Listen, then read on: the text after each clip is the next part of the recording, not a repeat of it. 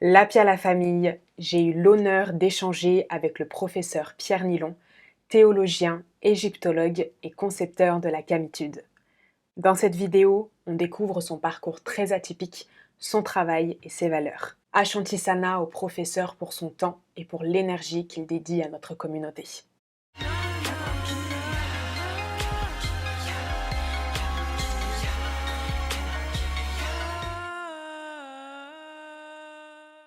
Cher frère, est-ce que tu peux te présenter aux personnes qui ne te connaîtraient pas encore? Bonjour, Otep Mbotenayo. Pour ceux qui ne me connaissent pas, je suis Pierre Nilon, originaire de la Guadeloupe, donc qui est une île des Caraïbes en Amérique centrale. De formation, je suis théologien et professionnellement, je suis électrotechnicien. Donc voilà. J'ai eu l'occasion d'apprendre l'égyptologie avec feu le professeur Doukaya.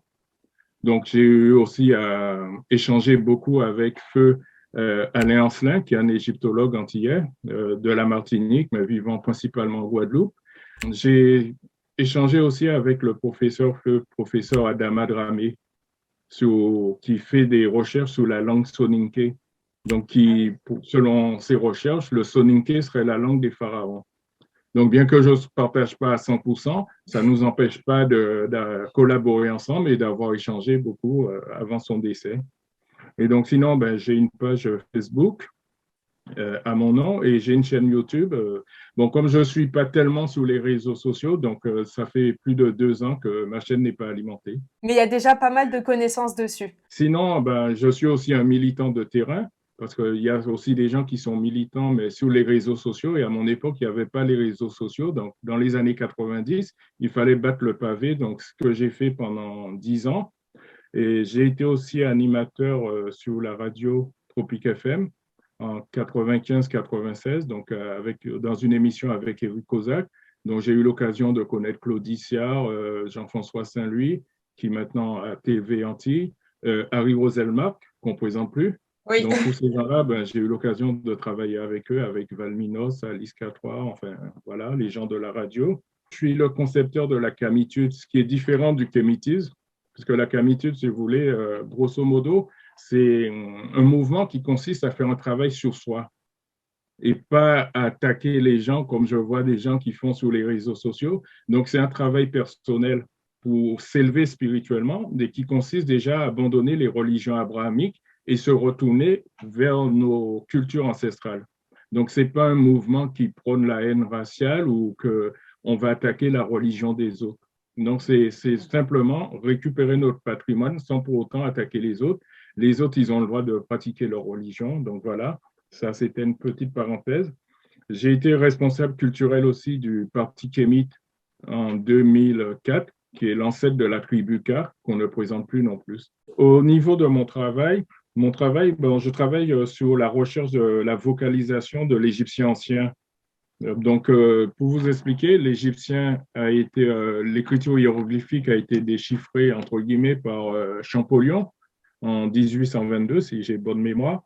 Et ne connaissant pas la vocalisation, il y a une convention qui consiste à mettre des E entre les consonnes. Vous voyez, de façon à vocaliser, par exemple, NTR, on va mettre des E, ça va faire le mot néther.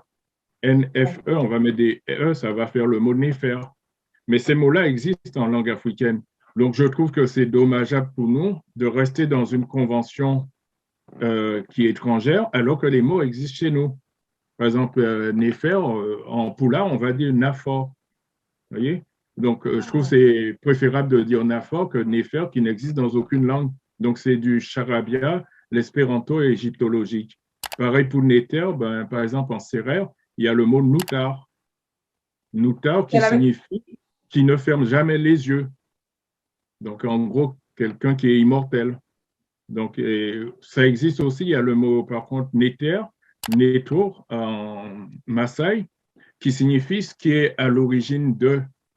C'est-à-dire tout ce qui donne naissance à quelque chose, qui est à l'origine de quelque chose. Donc, ça cadre mieux avec notre réalité. Voilà. Donc, c'est ce travail que je fais. Ça m'a permis de restituer en 2016 que j'appelle le grand hymne d'Aton du pharaon Akhenaton, qui est mon préféré, donc on le sait. Et donc, c'est un grand hymne qu'on retrouve dans la tombe de Haï sur 13 colonnes. Et donc, il a fallu translittérer les différents hiéroglyphes, trouver leur véritable valeur, et ensuite trouver les mots dans les langues africaines et le sens de ces mots. Donc, de façon à voir exactement ce que nos ancêtres ils nous ont laissé. Ce que j'ai fait avec ce grand hymne, c'est faisable avec n'importe quel texte égyptien. Il suffit de se mettre au travail, simplement. Voilà.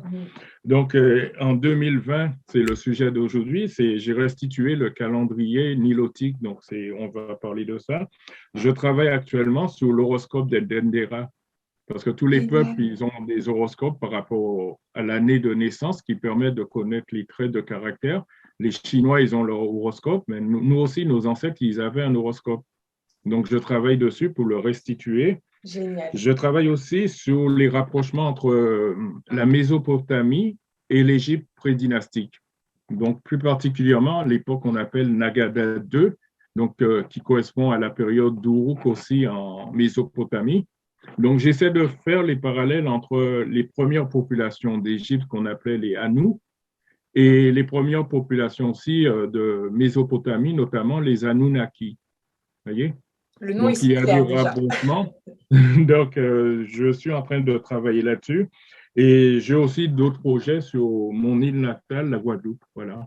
Donc, c'est ce que je peux donner pour l'instant au niveau de la présentation.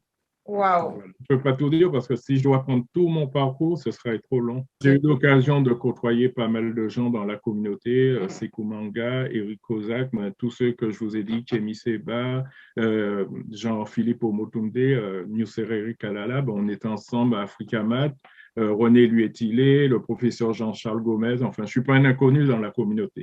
Ah oui, oui, ça, j'ai aucun doute là-dessus. J'ai aucun doute là-dessus. Merci beaucoup pour tout le travail que tu offres, en tout cas. Moi, il y a vraiment, bon, ça fait déjà quelques temps que je te suis, et d'ailleurs, je suis vraiment honorée que tu aies pu accorder du temps pour Afro-Chronique. J'ai encore du mal à y croire, mais donc je t'ai découvert justement par rapport à ton travail sur le calendrier nilotique, et je sais que tu as commencé par des études de théologie, et d'ailleurs, tu en as parlé tout à l'heure. Et moi, il y a vraiment une chose qui m'intrigue, c'est comment tu es passé de ça à parler donc du coup de camitude, de kémitude. Comment tu as fait ce passage-là? Parce que tu te destinais à la base à être pasteur, si je ne me trompe pas. Oui, oui, tout à fait.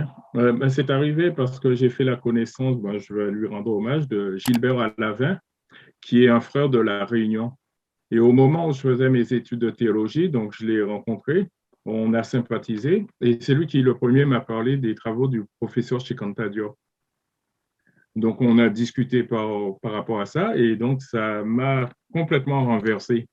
Donc, c'est comme si j'allais dans une direction et j'ai fait demi-tour. Donc, du coup, J'imagine. je me suis dit, par rapport à l'histoire, par rapport à tout ça, je ne peux pas continuer l'œuvre qui consiste, parce que l'évangélisation, c'était fait pour nous abrutir, c'est-à-dire changer notre vision du monde. Donc, par rapport à la fierté que j'ai de ce que je suis, je ne pouvais pas faire le travail à la place de l'autre. Et donc, du coup, j'ai fait mon parcours théologique, mais je me suis dit, il est hors de question d'être pasteur. Et comment je suis arrivé à la camitude? C'est qu'il faut savoir, à la fin des années 80, les Antillais, comme tout colonisé à un certain moment, il faut se poser des questions. Qui sommes-nous? D'où venons-nous? Où allons-nous? Donc, dans la communauté, on se posait des questions et donc des intellectuels antillais ont essayé d'apporter des réponses.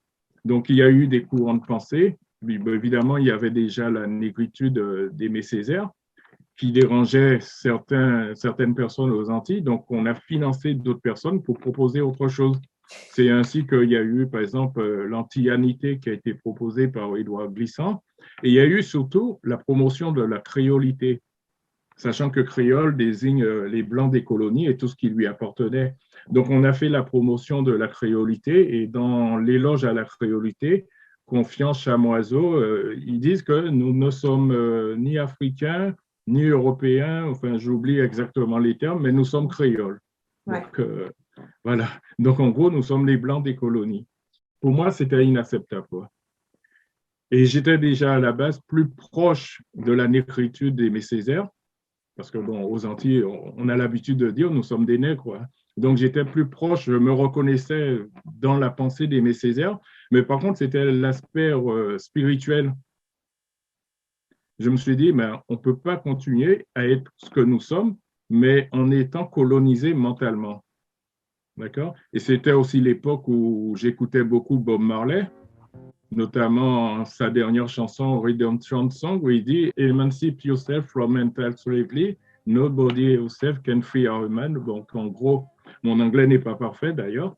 Ça veut dire qu'il faut s'émanciper de l'esclavage mental. Personne d'autre ne peut rendre votre esprit libre, quoi. Donc, je me suis dit, ben, c'est le travail que je dois faire. Et c'est là que je me suis posé des questions, mais Guadeloupe, d'où vient ce mot-là? Ben, ça vient de l'espagnol Guadeloupe, qui lui-même vient de l'arabe Guadeloupe, qui signifie la rivière de l'amour. Madina, c'est des langues amérindiennes, Karuquera, donc je me suis dit, mais comment on s'appelait?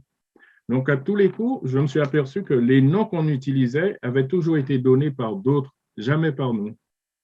Et en tant que théologien, j'ai essayé de remonter. Évidemment, j'ai pris la Bible et j'ai vu que l'ancêtre de l'Afrique, c'est Cam ou Cham, ça dépend. Le CH se prononce K, donc Cam. Je me suis dit, ben, nous sommes des Kémites. Waouh! Et je me suis rappelé que dans chez Kanta Diop, il montrait un beau spécimen de Kémite, puisque les Blancs avaient essayé de dire que le mot Kémite signifie blanc. Donc, Ah, dans carrément les, blanc, ils avaient dit, oui, d'accord. oui. Oui, oui.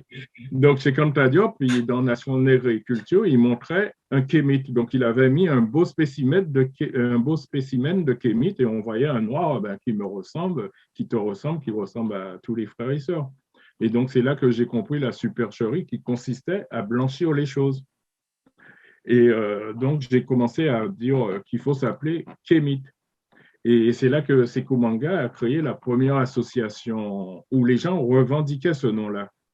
Donc, à l'époque, ça s'appelait les Moonkam. Pourquoi? Parce que Moon, dans plusieurs langues africaines, signifie personne. D'accord? Et chez nous, par exemple, on va dire Moon Martinique, Moon Guadeloupe, ça veut dire les personnes de la Guadeloupe, de la Martinique, les natifs. Donc, par rapport à nos ancêtres, donc l'association s'est appelée les Moonkam. Et donc, c'était la première fois que des Noirs prenaient ce nom-là pour se désigner eux-mêmes. Voilà. Et Magnifique. ça a continué. Et après, il y a eu, dans les années 2004, Kémy Séba, qui a créé le parti Kémite. Et c'est là que vraiment le mouvement a explosé parce que, bon, lui, c'est une autre génération. Donc, il faut comprendre, la lutte, c'est une question de génération. C'est comme une course, 4 fois 100 mètres, on passe le témoin. Donc, les gens de ma génération, les gens de la génération de Kémy Séba, ils ont repris avec les moyens, les réseaux sociaux. Donc, ça a explosé parce que nous, à notre époque, il n'y avait pas les réseaux sociaux. Mais ça ne veut pas dire qu'on n'a rien fait, qu'on dormait. Bien C'est sûr que que non. maintenant, les jeunes, bon, ils prennent sans savoir exactement. Par exemple, on parle du franc CFA, c'est pas nouveau. Il y a des années, il y a le professeur Nicolas Bourou qui a écrit un livre là-dessus. Il y a des gens qui découvrent ça maintenant parce qu'il y a les réseaux sociaux. Mais nous, les anciens, on le savait depuis longtemps. On a été sensibilisés. On a fait à la FETAF, bourse du travail de Montreuil. Il y avait Fassassi Hassani, Joby Valente, tous ces gens-là. On faisait des mouvements. La sœur Mireille Pambalin, qui nous a quittés dernièrement aussi, c'est des gens qui étaient sur le terrain. Voilà. Donc ça, il ne faut pas l'oublier. Parce qu'il y Hmm. a des gens qui ont l'impression que c'est avec eux que tout a commencé. Non, il faut être honnête dans la vie. Il y a eu des anciens qui ont travaillé. Seulement, ils n'avaient pas les réseaux sociaux. Donc voilà. Oui, et puis il y avait peut-être pas aussi l'éveil. On voit un peu plus d'éveil aujourd'hui, donc peut-être que on a Pas tendance à... spécialement, pas Ouais. spécialement, puisque je prends par exemple quand Serge Romana a créé, avec d'autres associations, on a fait le 23 mai, la marche du 23 mai 1998, donc pour le 150e de l'abolition de l'esclavage, on n'avait jamais vu autant de Noirs défiler sous Paris. On était à 70 000 personnes et il n'y avait pas les réseaux sociaux. Maintenant, il y a les réseaux sociaux, quand on fait des événements, on partage, il y a des milliers de partages de l'acte, mais sur le terrain, on est 20-30. D'accord. Pourquoi? Parce que les gens, ce ne sont pas des vrais militants. Ils le sont que derrière leur clavier. Mais quand il faut aller battre le pavé, il n'y a personne. Tandis que nous, on distribuait des tracts au marché de Sarcelles, à Saint-Denis, un peu partout, à Barbès-Rochechouart, partout, il y avait la communauté et les gens répondaient présents. À l'époque, on avait la conscience et jusqu'à maintenant, je suis en contact avec les anciens de l'association Mooncam qui font des choses aussi, notamment quand il fallait se manifester contre le pass vaccinal en Guadeloupe, ben, il y avait des gens de les associations Mooncam qui étaient sur le terrain, qui se sont opposés aux forces de l'ordre. On a des leçons à prendre, hein. Je m'inclus dedans, je fais partie de la génération réseaux sociaux, donc J'ai rien contre, c'est pas des reproches, mais il faut oui, oui, être rendre à César ce qui est à César, comme on dit. déjà, ouais, Ouais, déjà. ouais. Donc, les anciens, ils ont fait des choses et il faut le reconnaître. Mhm, Même que ce soit à l'époque de l'esclavage aussi. Il y a des gens qui ont bien sûr. fait des luttes, qui ont mené des luttes pour qu'on soit là. On sort pas de nulle part comme ça, il y a toujours eu des personnes avant à qui on doit rendre hommage et tu fais bien de les citer et qu'on se souvienne aussi de ces personnes-là, quoi. C'est important. Tous ceux qui nous ont quittés. Oui. Dans le prochain épisode, Pierre Nilon nous parlera du calendrier et du Nouvel An Kamite.